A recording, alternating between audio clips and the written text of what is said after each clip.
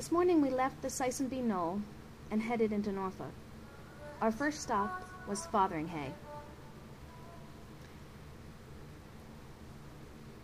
At the church, we were met by a lovely woman named Juliet. I can't remember her last name, but she's a member of the British Empire and an expert on the church and its history.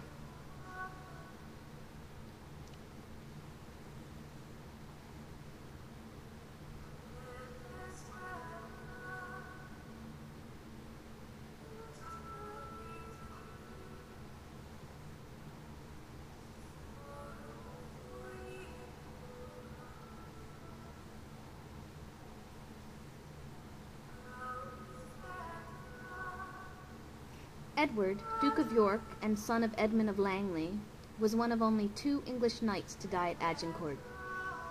He is buried here, as is his heir and nephew, Richard, Duke of York, father to Edward IV and Richard III, and Cecily Neville, his wife. In 1476, Edward IV brought the bodies of his father Richard and brother Edmund, both killed at the Battle of Wakefield, back to rest at Fotheringhay. Richard, Duke of Gloucester, was the principal escort. The monuments to Edward, Richard, and Cecily are Elizabethan. The pulpit was a gift from Edward IV.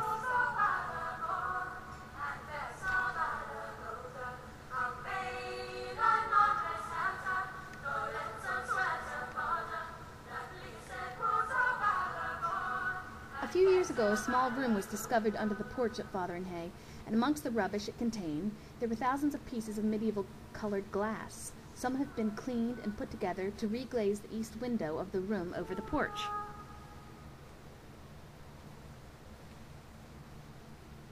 Next we walked over to the site of the castle.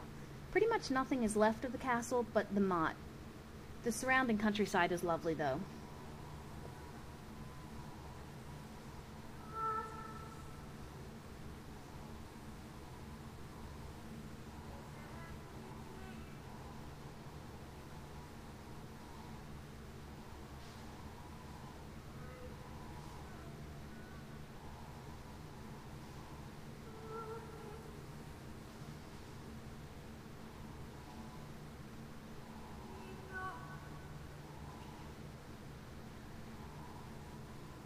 After stopping for lunch, we were on to Castle Rising. The moat is impressively massive. The keep, a sturdy cube, like most other buildings in this area, is constructed of rubble and flint.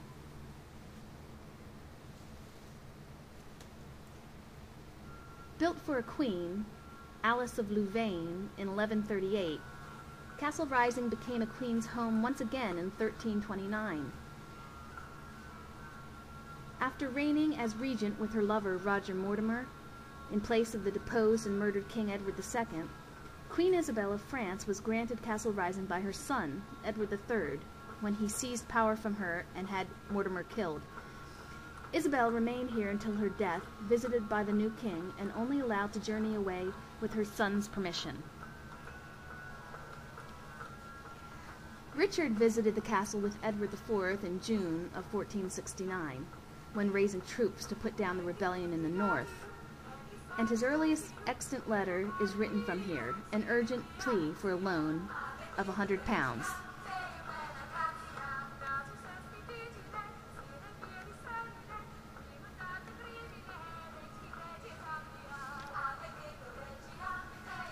Right and trusty well-beloved, he dictates to his secretary in the customary style of the day, we greet you well, and for as much as the king's good grace hath appointed me to attend upon his highness into the north parties of this land, which will be to me a great cost and charge, whereunto I am so suddenly called that I am not so well purveyed of money, therefore as behooves me to be.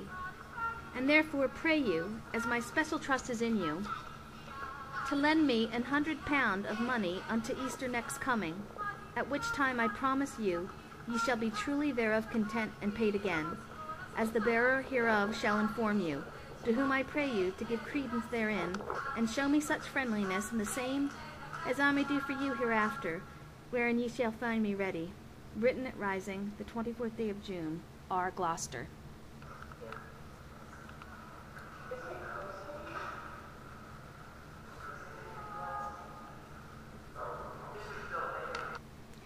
Seizing a pen, Richard wrote the superscription, "The Duke of Gloucester," and added an anxious postscript, "Sir, I say, I pray you, that ye fail me not at this time in my great need, as ye will that I show you my good lordship in that matter that ye labour to me for.